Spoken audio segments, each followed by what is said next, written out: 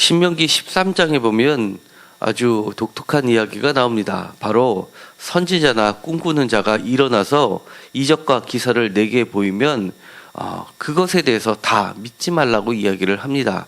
그리고 나서 반드시 그를 시험하여서 그것이 이루어졌나 안 이루어졌나를 보고 그리고 나서 그의 말을 그게 진짜 선지자의 말인지, 그러니까 그의 말이 하나님으로부터 나왔는지를 시험하라는 말까지 하고 있습니다. 그런데 오늘 이렇게 갑자기 선지자나 꿈꾸는 자의 이야기가 나오는 것은 이들이 하고 있는 삶의 자리가 사실은 이미 바벨론의 영향을 많이 받았을 것임을 전제하고 있습니다. 왜냐하면 바벨론, 아수르부터 시작해서 페르시아까지 사실은 특별히 페르시아 때는 이렇게 별자리를 연구하는 것이 매우 발달되어 있음을 우리가 역사적 자료를 통해서 알 수 있습니다. 그래서 이들은 별자리를 보고서 운명을 점치는 이런 일들이 많이 있었습니다.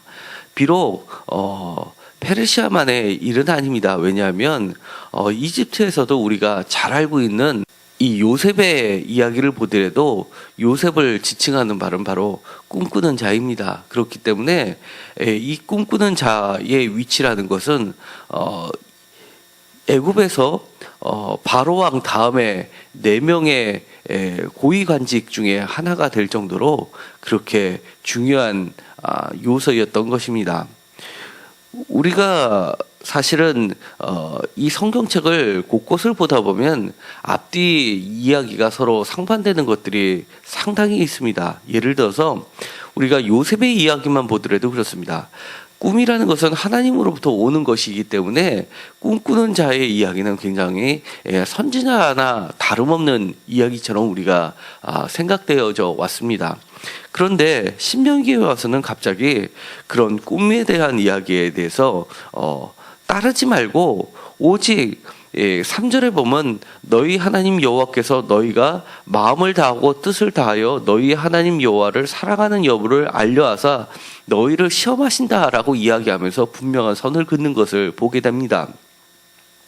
그러니까 이 신명기는 철저하게 우리의 태도에 대해서 하나님이 묻고 계심을 이야기합니다.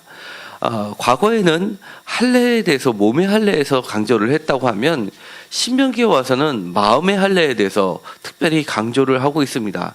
신명기 10장 16절에 보면 분명하게 마음의 할례를 행하고 다시는 목을 곧게 하지 말라라고 이야기를 합니다. 그러면서 17절 10장 17절에 이어지는 말씀은 하나님 여호와는 신 가운데 신이시며 주 가운데 주시고 크고 능하시며 두려우신 하나님이라라고 선언을 합니다. 그러니까 이렇게 두려우신 하나님이라는 것을 이야기하면서 너희들이 정말로 두려워하라는 것이 너희의 미래에 대해서 너희가 두려워해야 하는 것이 아니라 하나님에 대해서 두려워하라고 이야기하고 그 하나님에 대해서 두려워하는 것이 곧 믿음이다라고 이야기를 하는 겁니다. 그리고 그게 경외라고 하는 것이고 하나님을 정말로 두려워한다면 하나님 외에 다른 어떤 것은 두려워할 필요가 없다라고 선을 긋고 있는 겁니다.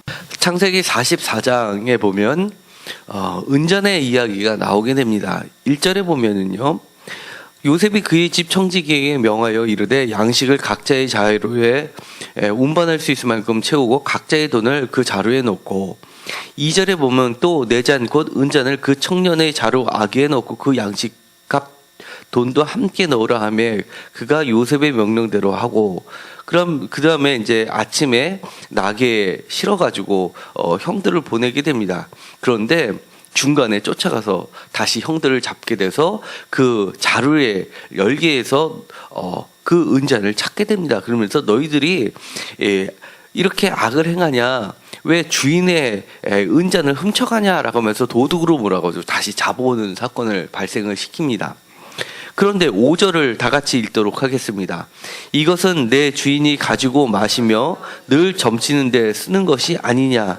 너희가 이같이 하니 악하더라 하라라고 이렇게 이야기합니다. 그러니까 이 은잔이라는 것은 마시는 데도 썼지만 점치는 데 썼던 점괘를 아는 데 썼던 도구였었던 겁니다. 이런 점들을 보면은 우리가 성경은 사실은 하나님과 예수님 외에 대해서는 사실은 곳곳에 보면 이게 하나님의 사람이 맞는가 싶을 정도로 매우 불완전한 모습들을 그대로 적나라하게 드러내주고 있습니다. 요셉도 보면 사실은 이렇게 하나님만 섬긴다기보다도 여러 가지 다른 것들을 의지했던 모습들을 보게 됩니다. 이렇게 늘 점치는데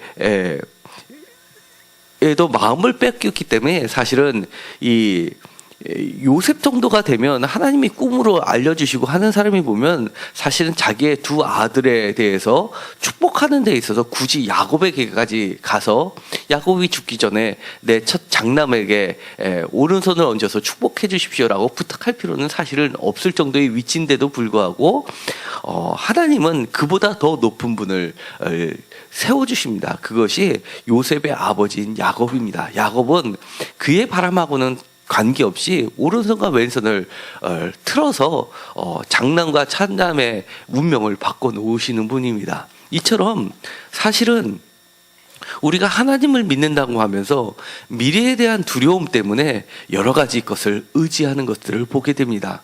그런데 오늘 읽었었던 말씀 신명기에 보면 13장에 보면 철저하게 이렇게 선지자나 꿈꾸는 자를 참 선지자와 구분을 시켜놓는 것을 보게 됩니다.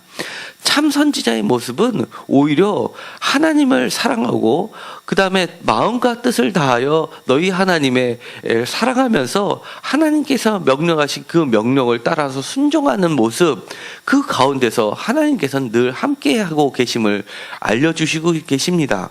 그러면서 6절에 보면 이렇게 되어 있습니다. 내 어머니의 아들 곧 내 형제나 내 자녀나 내 품의 아내나 너와 생명을 함께하는 친구가 가만히 너를 깨어 이르기를 너와 내 조상을 알지 못하는 다른 신들을 섬기자라고 꼬실 때는, 그럴 때는 9절에 보면 너는 용서 없이 그를 죽일 때 내가 먼저 그에게 손을 대라 라고 이야기를 한 정도입니다. 이것은 나중에 예수님께서 세상의 마지막 때가 되면 내가 부모와 형제까지도 미워하라라고 이야기한 것까지 발전하게 되는데, 이건 정말 종교 때문에 부모와 형제를 죽이라는 것이 아니라 이렇게 아무리 가까운 사람보다도 내 우선순위를 어디에 둬야 되는지를 알려주시는 말씀입니다.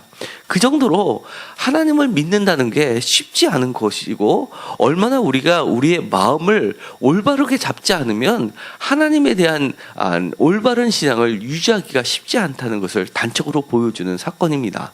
그러면서도 하나님께서는 이 7절에 있는 것은 7절에 있는 내 사방을 둘러싸고 있는 민족, 혹 내게서 가깝든지 내게서 멀든지 땅 이 끝에서 저 끝까지 있는 민족의 신들을 우리가 가서 섬기자 할지라더라고 단서를 달고 있는데, 이 사방을 둘러싸고 있는 것이 이방 신들이라고 그들은 이야기를 할지 몰라도 하나님은 내 사방을 둘러싸고 있는 것이 바로 나다라고 이야기를 하는 겁니다. 대표적인 것이 똑같이 창세기 13장 14절을 보면 아브라함의 이야기가 나오게 됩니다. 제가 아주 좋아하는 말씀 중에 하나입니다.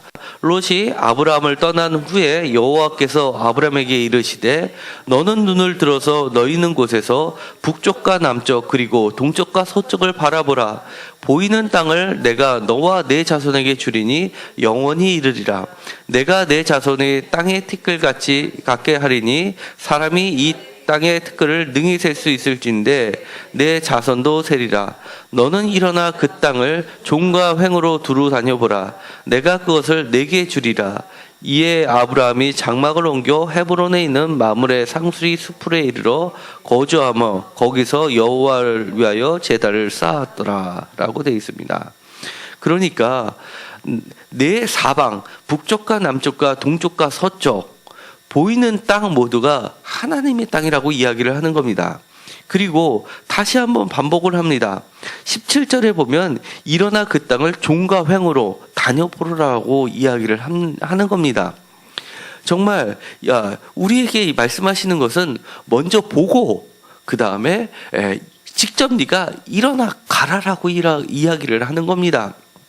우리가 사실 지금 이때 보면 많은 것들을 뉴스를 통해서 보게 됩니다. 아마 수험 때가 되면 바로 전날 뉴스를 장식하는 것들이 있습니다. 모든 어머니들이 여러 가지 종교단체를 찾는 모습을 보게 되고요.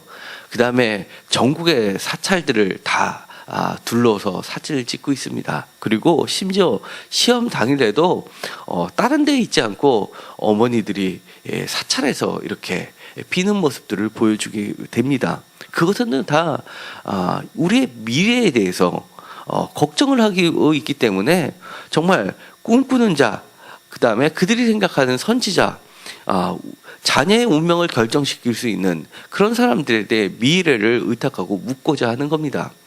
그런데 미래를 알면 뭐합니까? 오른쪽으로 가는 것이 안 된다라고 오른쪽을 막으면 뭐합니까? 내 자녀가 정말 좋은 대학을 간다는 걸 맞추면 뭐합니까? 아니면 요번에 떨어진다고 맞추면 뭐 할 겁니까? 사실은요, 하나님께서는 그런 것들을 불신앙이라고 이야기를 하는 겁니다. 시험을 붙든 시험을 떨어지든 그거와 상관없이 그 내 자녀와 내 사업장과 내 가정을 둘러싸고 있는 사방이 다 내 땅이라고 이런 이야기를 하는 겁니다. 그러면서 너는 보았으면 일어나서 걸어라라고 이야기를 하는 겁니다. 일어나 걸어라라고 하는 말은 예수님에까지 이어지는 말씀입니다.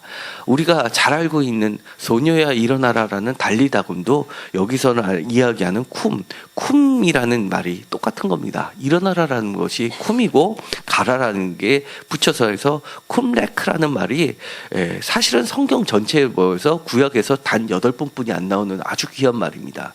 이것이 후에 하나님의 여기서 이야기하는 참다운 선지자를 기다렸던 사람들이 바로 쿰란 공동체였고, 그 사막에서 하나님의 성경 말씀 필사본을 열심히 남겼던 사람들이 바로 쿰란 공동체였던 겁니다. 그리고 그 사람들은 마지막 때에 우리에게 보내주실 모세와 같은 선지자를 기다렸던 자이기도 합니다.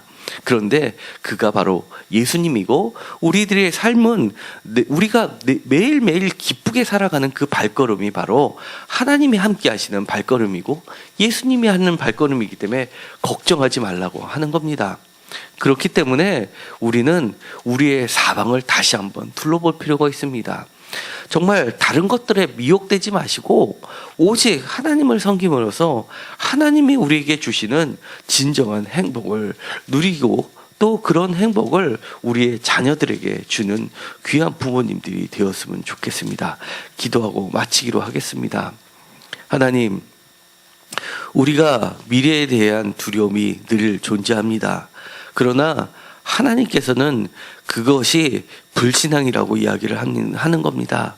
우리가 미래에 대해서 걱정하지 말게 하시고 하나님을 향하여 눈을 들게 하여 주시옵시고, 이런 거짓 선지자가 우리를 꾀는 것을 단호하게 끊게 하시고 오로지 하나님을 바라보면서 우리를 둘러싸고 있는 사방이 하나님의 땅이요 하나님이 허락하신 곳이라는 것을 깨닫게 하여 주옵소서. 그리하여 사방을 둘러보고 종으로 횡으로 우리가 일어나 걷게 하여 주시옵시고, 우리가 밟는 그 모든 것이 우리에게 주시는 아름다운 땅이 되게 하여 주시옵소서. 우리의 자녀들이 시험을 잘 봐도 잘 못 봐도 모두 하나님의 손 안에 있음을 알게 하여 주시옵시고, 우리 자녀들을 하나님께서 인도하여 주시옵소서. 우리가 원하는 것은 그가 높은 성적으로 해서 좋은 타이틀을 얻는 게 아니라 정말 우리의 자녀들이 행복하기를 원합니다. 하나님이 주시는 참 행복을 소유하는 자들이 되게 하여 주옵소서. 예수님의 이름으로 기도드렸습니다. 아멘.